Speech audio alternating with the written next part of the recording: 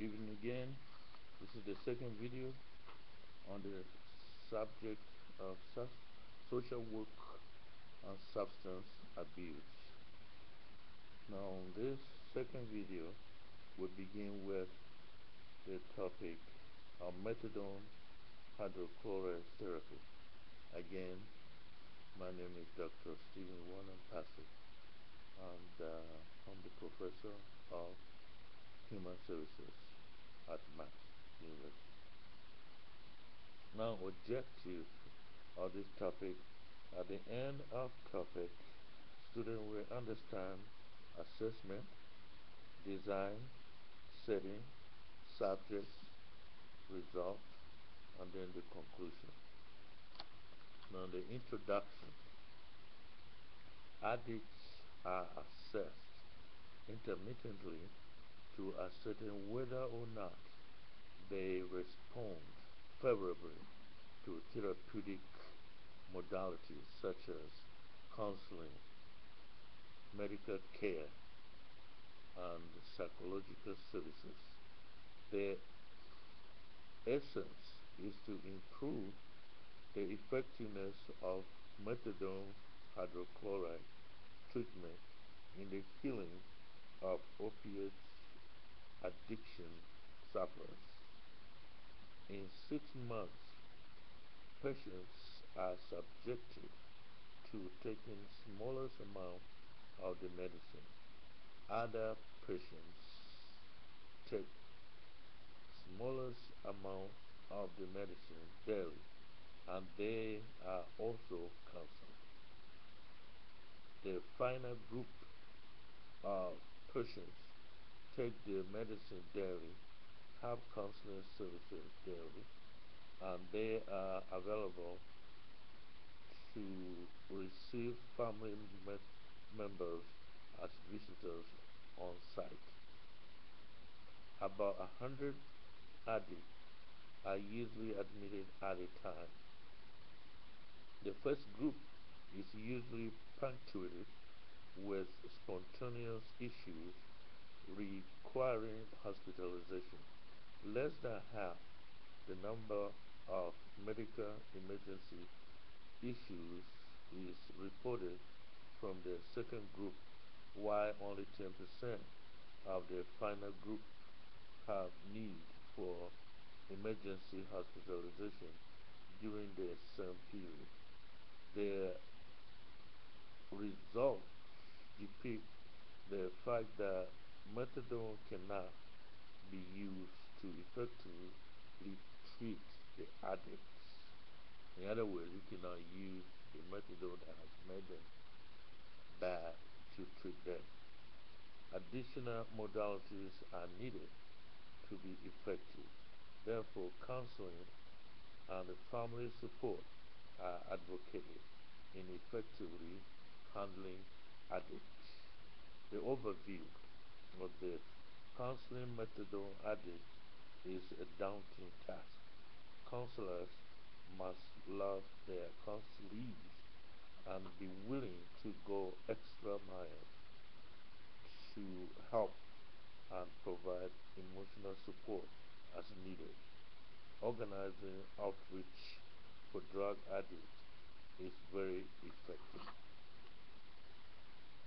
Now, the next topic in this will be the geron- gerontology. Now, from other definitions, we know that people age in two major ways. Some age normally, and this group are referred to as gerontologists. Ger- Gerontology, a gerontologist is a person who takes care of the people who age normally.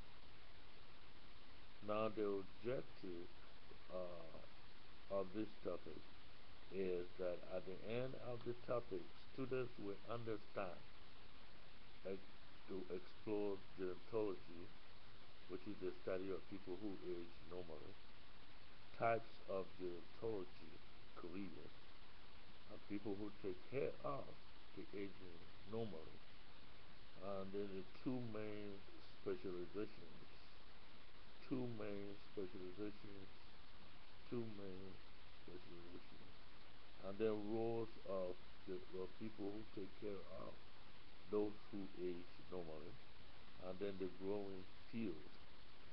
Now, in the introduction of this, to explore the gerontology, people are living longer than in the past. The world population is increasing dramatically. The graying of the world is a real possibility. This is the group of people who age normally. However, this group has challenges. Their senses are wearing out. They need they need glasses to see well. Their sense of smell is no longer as sharp as it used to be. Their taste glands are deteriorating, and food no longer tastes as good as it used to be. Professionals are needed to help this group of people. Overview. There are a number of routes for gerontologists.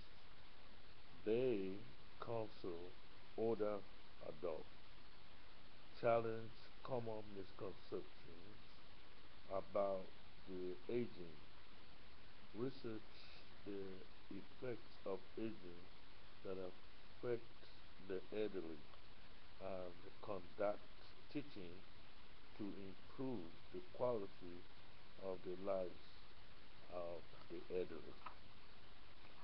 So, in this topic, we want to know the terminologies very well. Gerontology is the study of people who age normally. They are old not because of disease. Those who take care of them or, or study concerning them are called gerontologists. So that should be clear. Now, the next topic we'll discuss here is the military psychologist. Now, objective of this will be at the end of the topic. Students will understand, discover the military psychologist profession, provide for the military and their families. Basically, how to provide the military and their families. The introduction of the topic. After 9/11 attack on America, men and women in uniform went to war to defend the nation. They won the war. Unfortunately, many paid the ultimate sacrifice in the process. Those who came back have wounds of war. These wounds are physical wounds, psychological wounds, and social wounds.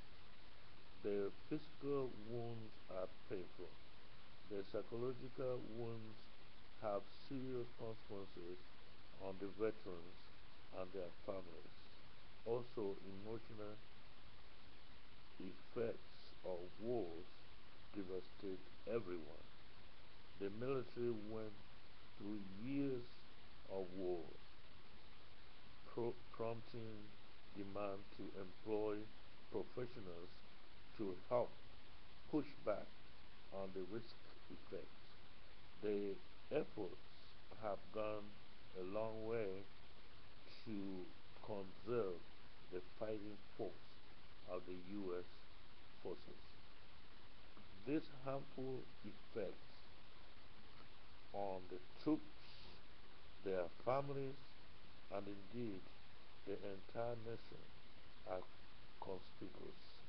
It is observed that deployment affects troops differently, with soldiers suffering the most, the most, followed by the Marines. The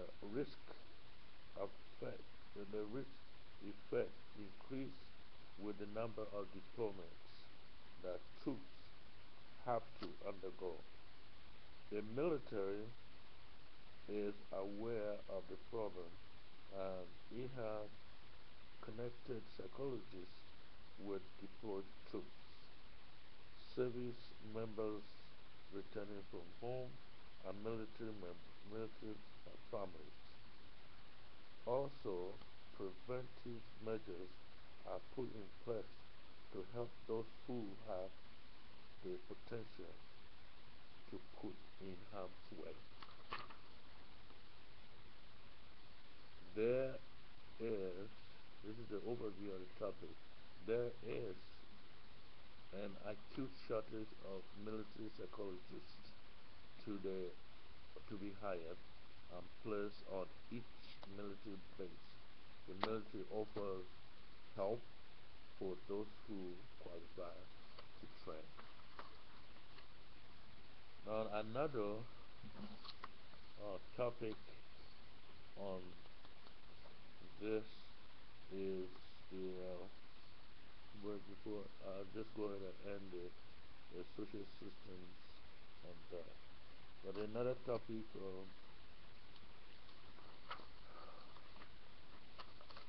on this issue is merely to discuss more about the military psychologists.